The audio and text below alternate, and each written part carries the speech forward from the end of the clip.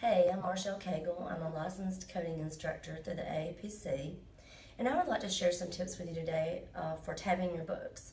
Tabbing your books is very helpful when taking the exam. It is a time test. These are large books. So we're going to talk about the ICD10 and the CPT book. The HitPix book is fairly small, so we won't really go over that today. So let's take our attention toward the ICD10 book and how to tab. Here we have the ICD10 book, Volume 1 and 2. Volume 1 is the tabular in the back. Volume 2 is the alphabetic index. We're going to tab both indexes. Another place to tab worth mentioning is Chapter C, the guidelines. You will have questions on the exam regarding these guidelines, and you may want to reference these guidelines regarding sequencing and rules of primary and secondary coding. Then you want to go to the index to diseases and injuries, and you're just going to start in alphabetical order. The book starts with A, so you're just going to put an A at the top of the page. You want to try to stagger your tabs so they're easily visible. You can do that by starting with the first tab and laying that back over the book, and then you can tell if you can see or not.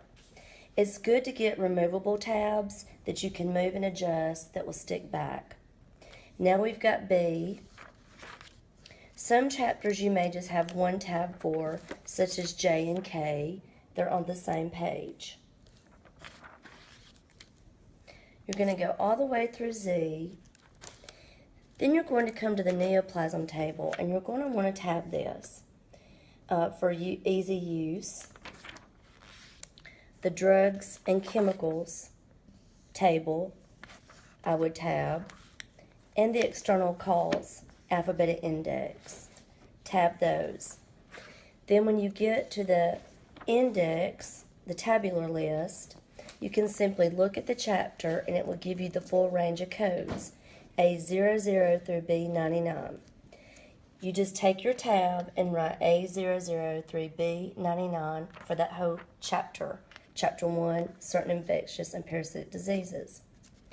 You do the same with the second chapter. Again, just at the beginning page of the first of the chapter. You're going to go all the way through the Z codes.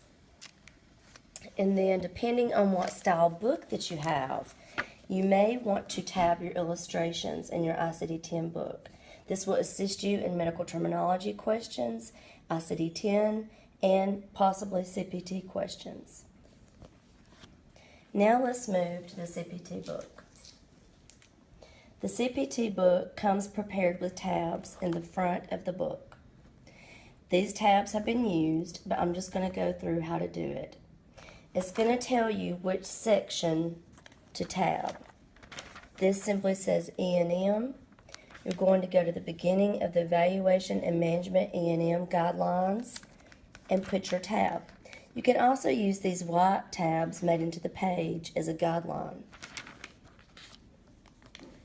Then you're going to go to anesthesia, and you can see the white tab move down. Same with surgery. So the book is pre-formatted. The only trick to watch is the therapeutic section can be very large. When you get to the therapeutic section, you're going to have sections within it. So vaccines, you can see vaccine and toxoids. You would put your vaccine tab inside of the medicine section.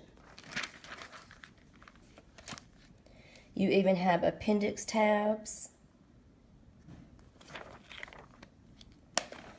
And you have an index tab for the index in the back. Now, if you wanted, you could tab the index in alphabetical order. I typically don't do that, but that would be an option if preferable. So this is tabbing your books. I hope this has been very helpful. Good luck to you, and happy test taking.